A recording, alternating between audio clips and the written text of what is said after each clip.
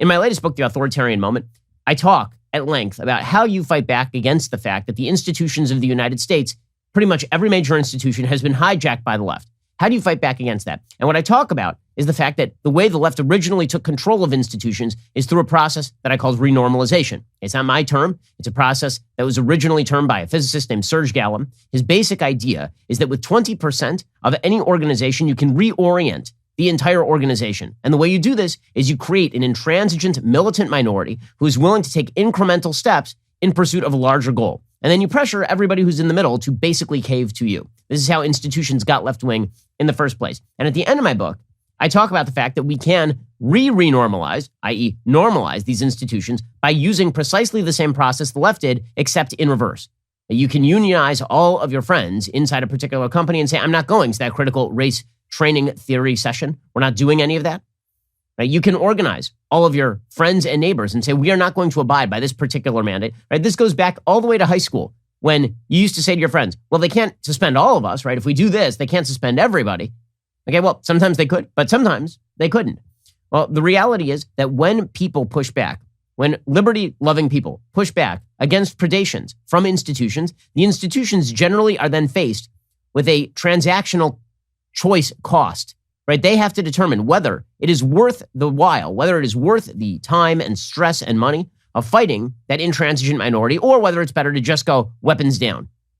And as we are seeing in today's world, renormalization can happen. And Southwest Airlines is an excellent example of this, because basically what happened is that a huge number of the employees at Southwest Airlines said, we are not going to abide by your vaccine mandate. And now Southwest has essentially caved. According to CNBC, Southwest Airlines has scrapped a plan to put unvaccinated employees who have applied for but haven't received a religious or medical exemption on unpaid leave as of a federal deadline in December.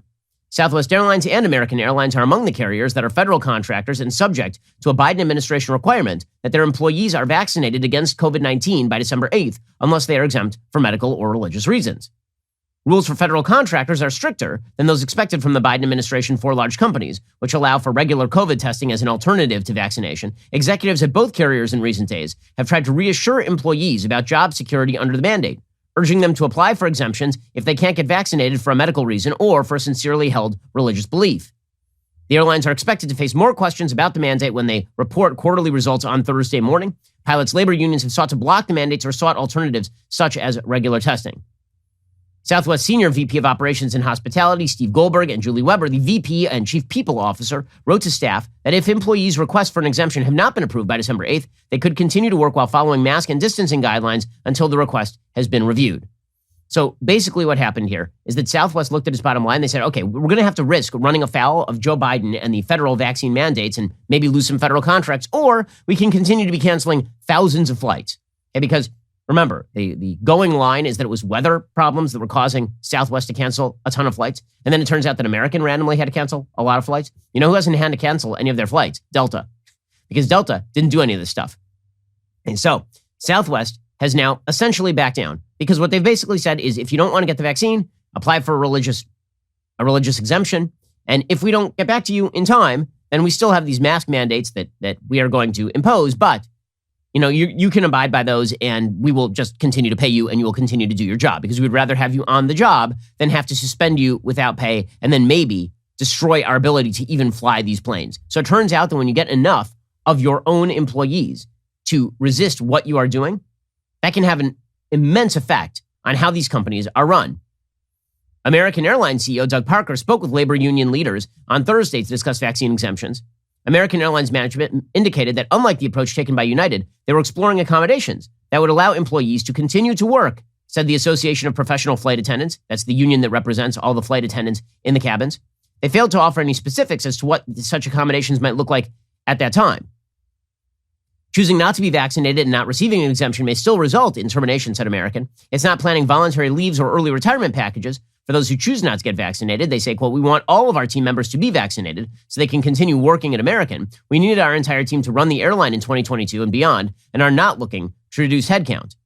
Okay, but when these companies are put up against it and they have to choose between whatever amount of money they are making from the federal government and their ability to literally put crews on planes, it makes it very difficult for them to side with Joe Biden. And you're starting to see more and more businesses do that, right? We announced that we were not going to be complying with the Joe Biden vaccine/mask mandate, the vaccine/testing mandate. This is not something that we here at Daily Wire were going to abide by because we felt this was a violation of freedom of association and basic liberty principles and could not come from the federal government. Well, now we have a battle in San Francisco between the San Francisco Department of Public Health and In-N-Out Burger. So In-N-Out Burger, for those who don't live on the West Coast, In-N-Out Burger is one of the biggest chains on the West Coast. It is much beloved. And the In-N-Out establishment, the business managers over at In-N-Out said, we are not going to be checking customer vaccination documents. We're not going to check whether you have a COVID vaccine card before we serve you. The San Francisco Department of Public Health therefore closed In-N-Out on October 14th because employees were not properly checking for customers' vaccination documentation, the burger chain said in a statement. The restaurant located in San Francisco's Fisherman's Wharf has now reopened, but indoor dining is unavailable. In-N-Out said it properly posted signs of local vax requirements, but refuses to strictly enforce them. Their chief legal and business officer, Arnie Wensinger, said, quote, "We refuse to become the vaccination police for any government. We fiercely disagree with any government diktat that forces a private company to discriminate against customers who choose to patronize their business." Now, this, of course, is a good and brave and rational decision by In-N-Out. It is simply ridiculous to turn all of these businesses into the vaccine police. That's absurd.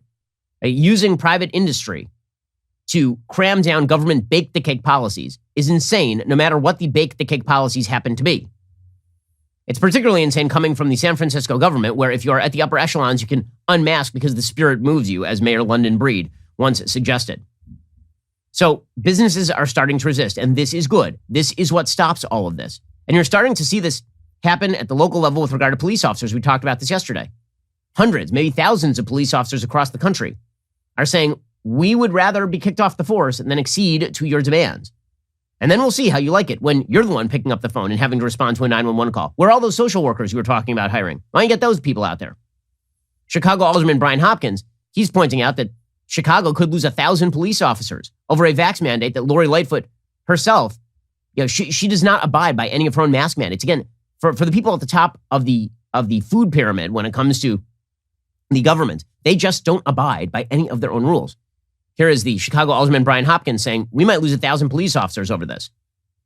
We're already short police officers. We're down, probably about 20% from where our peak staffing levels were a few years ago. So we're short patrol officers, where we've been unsuccessful, like jurisdictions all across the country, at recruiting young people to choose careers in law enforcement. We have retirements happening at an accelerated pace. We can't afford to lose 1,000 police officers. We can't afford to fire 1,000 police officers over an impasse like this right now.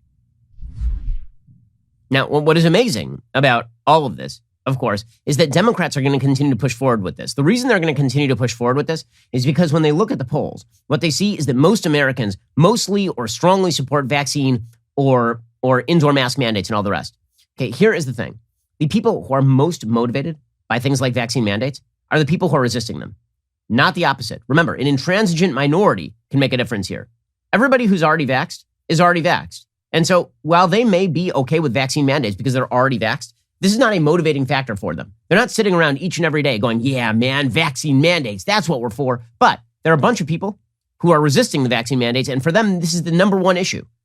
Right? This is something that we need to understand about when you look at political polling. Political polling is taking your temperature on a particular issue. But one thing that it generally does not do is ask you the fundamental question, which is where on the list of issues does this rank? So what you'll see very often is polling support for things that are sort of broad left-wing agenda items. And then the left will say, everybody supports this, right? Everybody wants universal child care. And then when you ask people like, on the priority list, where does this rank? And people are like 130th.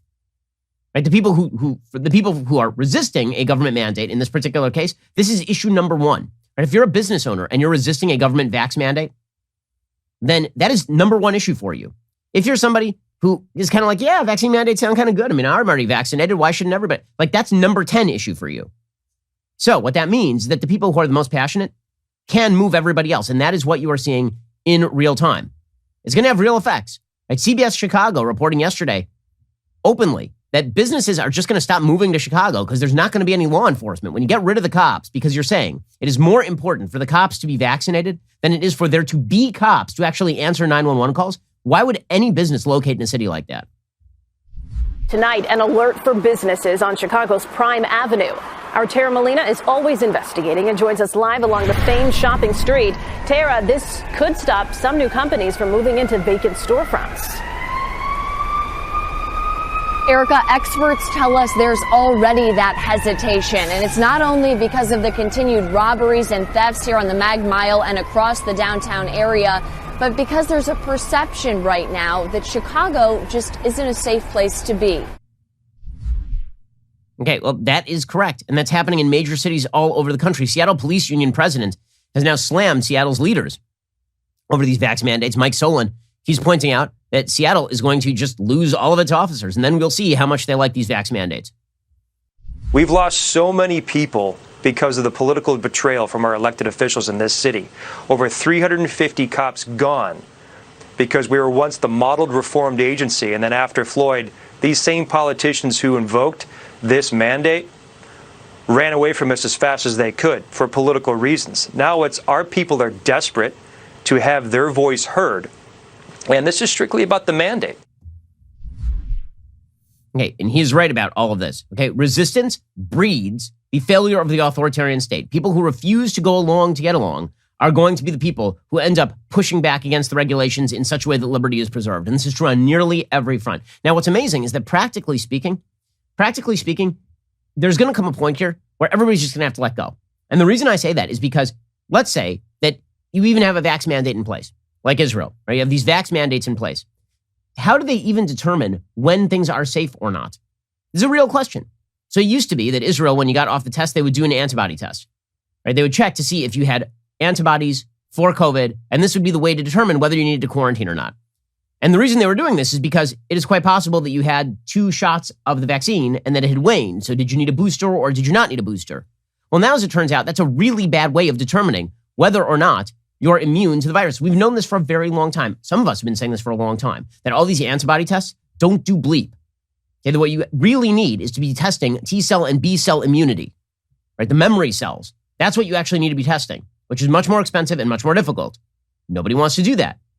Okay, so in the end, what it's going to come down to is just how many infections there are, how many people are dying, how many people are hospitalized. And when the numbers are low, everybody's going to be open about it. And when the numbers are high, people are going to start taking precautions, which is called risk assessment, and how we should have been dealing with this since basically the beginning.